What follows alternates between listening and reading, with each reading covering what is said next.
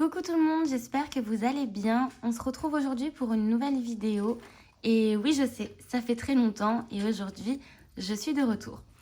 J'avais arrêté un petit peu YouTube tout simplement parce que au moment où j'ai arrêté, j'avais plus trop l'envie et moi, j'aime pas me forcer à faire des choses quand j'ai pas envie. Donc, j'avais tout simplement décidé de faire une petite pause. Et écoutez, c'est une petite pause qui m'a fait plutôt du bien. Il y a pas mal de choses qui ont changé dans ma vie, vous allez le voir. Mais ceci dit, vous m'avez beaucoup manqué et j'avais très hâte de reprendre du coup les vidéos. Aujourd'hui, on va se retrouver pour faire un petit peu le point sur ma situation, ce qui a changé, les choses nouvelles dans ma vie.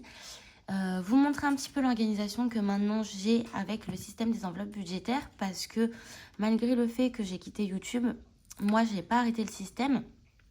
Et comme tout le monde, dans le système, on évolue tous un petit peu, on peaufine deux, trois choses, on est toujours amené à modifier. Donc voilà, je voulais faire pour cette vidéo retour un petit peu le point sur tout ça pour que du coup vous puissiez reprendre en cours de route avec moi. Donc pour commencer, au niveau de ce qui s'est passé depuis que je vous ai quitté, je suis séparée du papa de mes filles. Je suis désormais en garde exclusive, c'est comme ça que ça s'appelle, en garde exclusive des deux filles. Donc pour rappel, j'ai deux enfants, une petite fille de 2 ans et une petite fille de 1 an. Mon foyer se compose également de 2 chiens, ce sont des chiens de grande taille. C'est important de le préciser, non pas parce que voilà c'est intéressant, mais plus pour au niveau du budget, pour comprendre un petit peu le budget alimentation au niveau des chiens. Et j'ai entrepris une activité équestre parce qu'on m'a déclarée en dépression depuis les vacances de décembre. Alors dépression / burn-out. Les séances chez le psy me font aucun effet. Voilà. Ça a jamais eu aucun impact sur moi. J'ai voulu réessayer, j'ai fait plusieurs séances à 60 € la séance qui ne m'ont servi strictement à rien. Et en fait, en parlant avec mon médecin, je lui ai expliqué que moi, ce qui me faisait du bien, c'était le cheval. C'était un moment où vraiment je m'aérais l'esprit, je pensais plus à rien. Elle m'a dit, écoute, moi, il n'y a pas de souci, si tu veux ne pas être suivie par un psy, il n'y a pas de problème. Mais c'est vrai que du coup, faire une thérapie par le cheval, c'est pas si mal. Donc du coup, vous allez voir également que maintenant, dans mes charges, il y a un budget équestre qui sera du coup celui-ci et qui remplace en fait en soi des séances chez le psy. L'un dans l'autre, aucun n'est remboursé, donc ça ne change rien. Voilà. Au niveau des nouveautés, c'est un petit peu tout. Je sais pas où est-ce qu'on s'en était arrêté quand j'étais partie, mais je travaille. Je suis à 75% en contractuel dans la fonction publique. J'ai du coup comment on appelle ça? J'ai le droit, en tout cas, en étant dans la fonction publique, à un petit truc. C'est une aide de supplément familial ou quelque chose comme ça avec mon travail. Donc c'est pas non plus des 1000 et des cents. Hein. Je crois que je dois gagner une quarantaine d'euros en plus par mois. Mais c'est 40 € que je prends, hein, je ne crache pas dessus. Voilà, qu'est-ce qui pourrait être intéressant à vous expliquer, qui aurait changé depuis la dernière fois? Écoutez, pas grand-chose, je suis toujours dans le même appartement. Mon loyer a augmenté à 867 €. Je suis en réflexion de faire une demande de logement social, à voir si ça passe puisque j'ai 2 chiens. Ensuite, au niveau de la voiture, oui, si, c'est important de vous le préciser, j'ai contracté un crédit voiture. Alors, non pas pour acheter la voiture, mais parce que quand j'ai acheté la voiture, c'était obligé de prendre un crédit pour avoir une garantie. Il y a eu tout un bric-à-brac avec cette voiture, je ne l'ai plus, j'en ai une autre, et qui à l'heure actuelle a des problèmes de moteur. Des problèmes de moteur qui peuvent être liés au constructeur. Donc, je suis en démarche actuelle par rapport à cette voiture, en espérant pas perdre l'argent du coup que j'ai mis dedans. Sinon, il faudra que je rachète une voiture et là, ça risque d'être un peu plus compliqué. Mais bon, vous allez suivre ça avec moi et il n'y a pas de raison que je me dépatouille pas. Je me suis toujours dépatouillée dans tout, donc je pense que ce sera la même chose pour ici. Autre point à préciser également, je n'ai pas de pension alimentaire. Tout simplement parce qu'on est en attente d'une audience avec le papa des enfants. En attendant, pendant 4 mois, donc depuis que je suis séparée avec le papa, j'ai touché ce qu'ils appellent l'ASF, donc c'est l'aide soutien familial, je crois, sur la CAF. Sauf que du coup, je l'ai touché que 4 mois. Et maintenant, il réétudie mon dossier pour... en fait, il fallait que je lui renvoie une preuve comme quoi j'avais bien fait une demande de pension alimentaire auprès du papa. Et mon dossier est en fait en... Comment dire? Il est en étude à la CAF. Sauf que, ben voilà, on se connaît. La CAF, c'est un petit peu long. Donc, j'ai 19 semaines de délai avant d'avoir une réponse. Donc, pour le moment, je n'ai ni pension alimentaire, ni aide de la CAF en guise de pension alimentaire. Mais bon, on se débrouille pas trop mal pour le moment. Voilà. J'ai également décidé de ne plus vous montrer le détail de mes rentrées d'argent. J'avais l'impression que c'était un petit peu ce qui posait souvent débat dans les vidéos précédentes. J'ai pas envie de me prendre la tête. Je suis là pour vous montrer comment je gère mon budget. Peut-être que je vous montrerai par la suite. Pour le moment, j'ai pas envie voilà, de faire des vidéos quelque chose d'angoissant, de stressant ou de prise de tête. Je fais ça vraiment pour le plaisir, pour partager avec vous parce que c'est ça qui me manquait le plus. On verra par la suite si ça évolue et que je redécide comme avant de vous faire vraiment tout un détail. Également, du coup, maintenant, je n'ai plus de classeur A5. Je suis sur cahier où je référence du coup tous mes budgets et également, au fond, mes épargnes et mes économies. Voilà. Donc ça a changé. Tout simplement, je ne veux plus utiliser le format A5 parce que ça me prenait trop la tête de faire le découpage des feuilles A5, de trouer les feuilles. Je les trouvais jamais correctement. J'avais toujours une feuille plus grande que l'autre. Bref, ça m'énervait. Je me suis dit, bah en fait, pourquoi tout simplement pas prendre un cahier? Voilà, c'est pas très long de faire des tableaux, de faire des colonnes. Ça me va très bien, je suis contente. C'est pas prise de tête et moi, c'est tout ce que je cherche. Donc... À part ça, sinon, j'ai toujours un classeur A7 pour mon quotidien qui m'accompagne de partout et un classeur A6. Dans mon classeur A6, vous allez retrouver du coup mon enveloppe budget du mois où il y a l'argent en attente pour le mois, donc en soi l'argent de la catégorie courses puisque c'est la seule enveloppe au mois, enfin c'est la seule enveloppe mensuelle que j'ai à la semaine du coup. Vous allez également retrouver ensuite tout le reste de mes épargnes que je vais vous détailler. Je vous explique juste pourquoi vous voyez un billet factice et un billet réel. C'est tout simplement parce que j'ai des enveloppes dans lesquelles je mets des vrais billets. En revanche, je déteste avoir trop d'argent à la maison. J'aime bien également que l'argent dorme sur un compte et puisse faire des petits, puisque j'espère ne pas avoir à toucher à mon fonds d'urgence toutes les 2 semaines. Donc, dès que j'atteins un palier de 100 € dans mes enveloppes épargne, les 100 € filent à la banque. Voilà. Donc, j'ai l'enveloppe fonds d'urgence pour les urgences qui ne sont pas forcément catégorisées, mais également pour dépanner si j'ai pas assez dans une enveloppe. Bien qu'on soit d'accord, tout l'argent qui est mis dans les enveloppes par catégorie sont là pour être catégorisés, pour avoir une organisation et avoir un visuel sur ce que j'ai en épargne, le budget que j'ai besoin dans certaines catégories. Si j'ai un gros pépin qui me tombe sous le coin du nez, évidemment que je peux piocher dans toutes les enveloppes pour une unique et même raison. La voiture, ça englobe du coup tout ce qui est contrôle technique, révision, vidange, mais également le changement des pneus et potentiellement l'achat d'une nouvelle voiture, bien que là, avec 160 €, je suis pas prête d'avoir une voiture tout de suite, ou alors peut-être une petite voiture en jouet. Mais bon, voilà, en tout cas, sur du plus long terme, pour l'achat d'une voiture. J'ai pas envie d'avoir trop d'enveloppe épargne, sinon je m'y perds. C'est aussi pour ça que je n'ai pas de défi, je vais y revenir après. Mais du coup, mes enveloppes englobent quand même beaucoup de choses dans une même catégorie. Je vais pas faire une enveloppe pour les révisions, une autre enveloppe pour achat voiture, etc. L'enveloppe voiture englobe tout ça.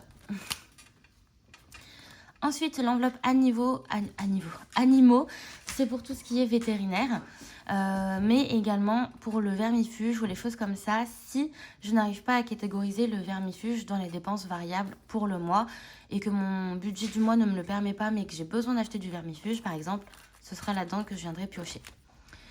L'enveloppe les filles, c'est une enveloppe du coup à part dans le sens où les filles, donc chacune de mes enfants a un livret A sur lequel je mets de l'argent très régulièrement. Et c'est des livrets où il y a l'argent, une fois qu'il est dedans, il n'en ressort pas. Par contre, j'aime bien leur faire une petite enveloppe quand même épargne, autre que leur livret A.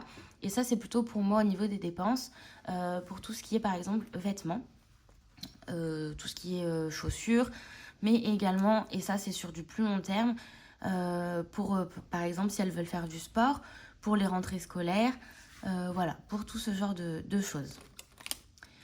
L'enveloppe santé, donc à l'heure actuelle, je prends mon temps pour la remplir. C'est pas l'enveloppe la plus urgente que j'ai, mais c'est une enveloppe qui peut servir. Donc moi, je porte des lunettes donc au niveau optique pour moi, mais également pour mes filles plus tard. Je pense également à de l'ostéopathe, mais aussi sur du plus long terme, à l'orthodontie ou des choses comme ça. Donc j'aimerais bien la constituer assez confortable pour plus tard. L'enveloppe facture et dette, c'est une enveloppe qui est plutôt là pour les régularisations ou les factures que j'ai pas forcément anticipées, prévues, dont je ne me souvenais plus par exemple, c'est possible. Je suis plutôt tête en l'air, donc cette enveloppe est faite pour ça. L'enveloppe loisirs et divers, c'est pour les loisirs et divers, si jamais je veux faire une activité avec les filles dans un parc animalier, faire un petit tour de manège dehors quand on va promener ou des choses comme ça. Et du coup, elle remplace également pour certaines l'enveloppe défi 5 €, puisqu'en fait, je constitue mon enveloppe loisirs et divers avec mes billets de 5 €. L'enveloppe de Noël, elle va englober beaucoup de choses pour moi. Elle va englober, tout ce qui est cadeau de Noël, mais également la nourriture, la décoration et tout le tralala. Et c'est pour les cadeaux de Noël de toutes les personnes à qui je dois faire un cadeau confondu. Voilà. L'enveloppe cadeau, du coup, elle est là pour tous les autres cadeaux dans l'année qui n'ont pas lien avec Noël. Donc, par exemple, les anniversaires, la fête des mères pour ma maman ou des choses comme ça. L'enveloppe projet, c'est pour si j'ai un projet. Pour le moment, j'ai pas de projet. Cette enveloppe était là à la base pour un déménagement. Il n'est plus vraiment d'actualité. Bien que, comme je vous disais, je vais voir pour faire peut-être une demande pour un logement social. C'est encore en réflexion, je vais voir. C'est juste que c'est compliqué en ce moment avec mes chiens et le voisinage. Bon, voilà, j'ai des petits soucis. Et je cherche du coup potentiellement à déménager. Mais dans tous les cas, ça se fera pas dans l'immédiat. C'est pour le moment l'un des plus gros projets que j'ai à l'heure actuelle. Donc je commence à le constituer tout doucement, mais c'est une enveloppe qui peut être là pour d'autres projets. Enfin voilà, c'est tous mes projets confondus. L'enveloppe vacances, c'est pas pour tout de suite parce que j'ai pas forcément le budget de me dire cet été il faut absolument que je parte en vacances. J'en suis pas encore là malheureusement, mais je me constitue tout doucement du coup cette enveloppe pour peut-être dans 3-4 ans pouvoir partir en vacances et emmener mes filles quelque part. Elles seront en plus plus grandes, on pourra peut-être profiter un petit peu plus.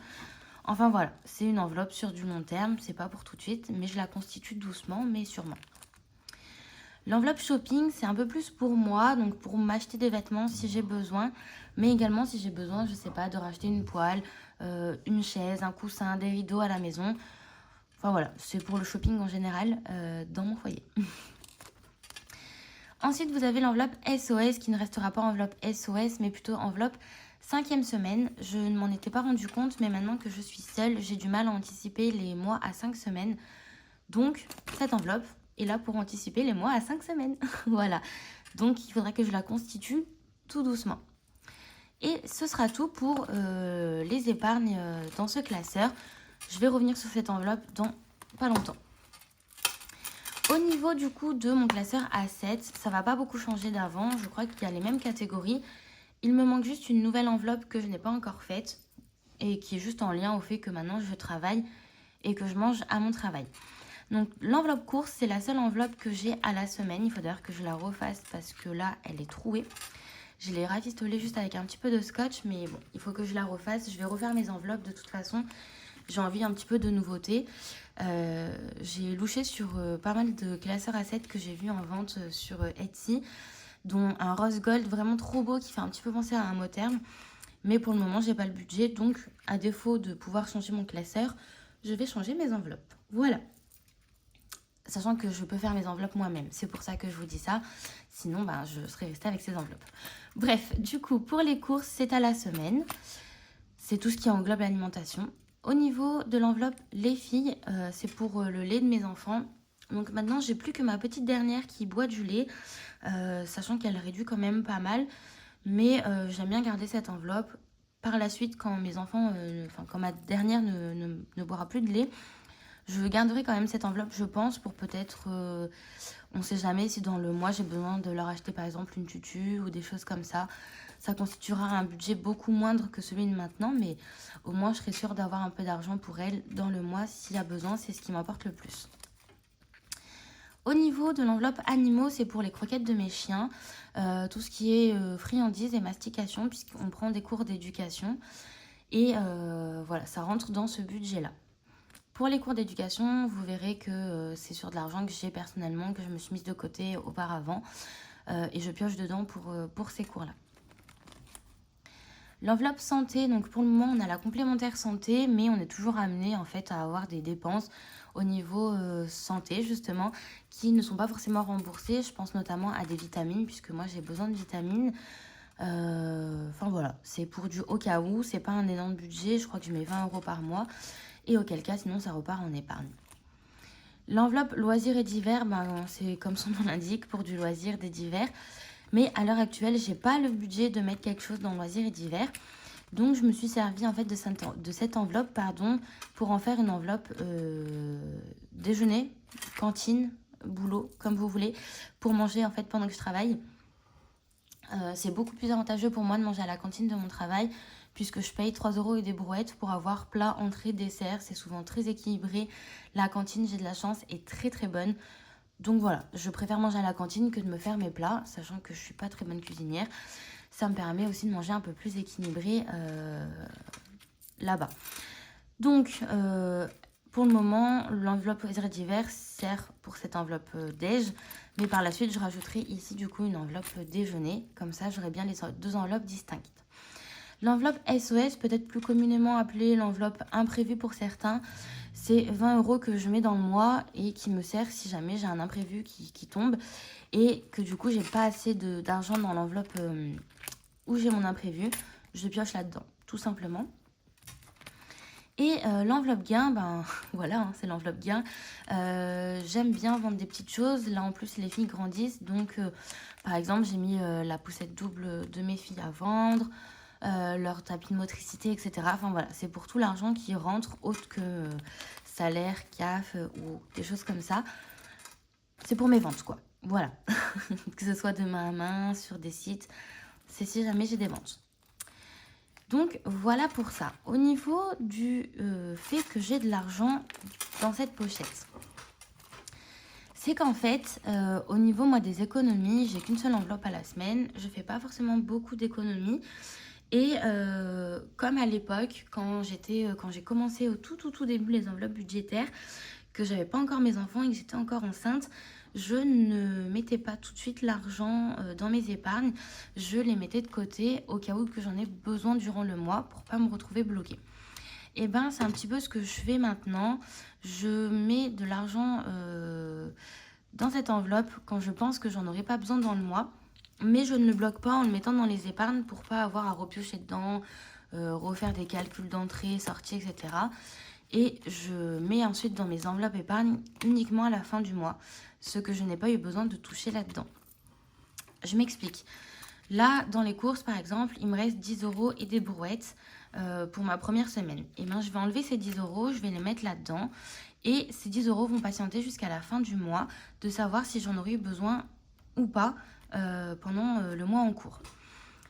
Tout simplement, pourquoi je fais ça, pourquoi je ne le laisse pas là-dedans, c'est parce que ça, c'est un classeur que j'ai tout le temps avec moi.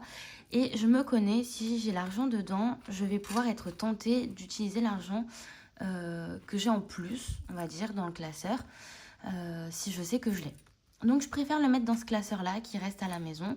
Au moins, j'ai pas l'argent sous le nez, je suis pas tentée de me dire « Oh, il me reste 10 € dans la course, je vais aller me faire un petit plaisir à la boulangerie, par exemple. » Voilà, ça m'évite ce genre de tentation. Et ensuite, vous avez vu que j'ai pas de défi. Moi, j'aime pas ça. Je suis pas anti-défi dans le sens où je suis contre les défis. Je sais que ça aide beaucoup certaines parce que c'est un moyen amusant de faire des économies. Moi, les défis, ça me perd complètement. J'ai l'impression de m'éparpiller. J'aime bien quand j'ai de l'argent, le mettre dans des choses concrètes, voir vraiment mes épargnes monter. D'autant que quand je fais un défi, j'aime pas toucher au défi tant qu'il n'est pas fini. Donc Donc voilà, après ça me bloque, je suis obligée d'utiliser ma carte, enfin c'est psychologique, hein, vous allez dire, mais voilà, moi je suis pas du tout pour les défis. Donc j'ai pas de défi des centimes, avant j'en avais un. Mais maintenant, toutes les pièces de 1, 2 et 50 centimes partent dans l'enveloppe déjeuner du coup, puisque j'ai une borne pour recharger ma carte et qui prend uniquement les pièces. Donc, pourquoi que les pièces de 2, 1 et 50 centimes? Parce qu'une fois, j'avais mis toutes mes pièces rouges, mes pièces de 10 et 20 centimes et j'ai complètement fait bugger la borne. Elle a reçu trop d'argent d'un coup, enfin, elle n'est pas faite pour ça, on va dire. Donc, du coup, maintenant, j'évite et je n'y mets que des grosses pièces jusqu'à 50 centimes. Et le reste des autres pièces, donc de 10, 20 et 5 et 1 euro, je les mets dans mon porte-monnaie, donc dans celui-là. Et à la fin, quand je vois que c'est trop rempli, ben, je les échange à la borne de mon Intermarché pour avoir un bon d'achat. J'ai jamais des bons d'achat de 100 euros, hein, c'est toujours 1 ou 2 euros par-ci par-là. Mais ça m'évite de gaspiller mes pièces rouges, enfin de les laisser quelque part pourrir dans la maison. Et en même temps, ça me permet d'avoir 1 ou 2 euros en moins sur mes courses, ce qui n'est pas négligeable. Et maintenant, je fonctionne comme ça. Voilà. J'espère que cette vidéo aura été quand même intéressante pour vous. Je voulais quand même faire le point avec vous avant de reprendre les vidéos pour que vous ne soyez pas trop perdus et que vous puissiez comprendre un petit peu mon système désormais. Comme d'habitude, j'espère que vous, votre budget va bien, que vous allez bien et surtout, prenez soin de vous. Je vous dis en tout cas à très vite dans une prochaine vidéo. Bye bye!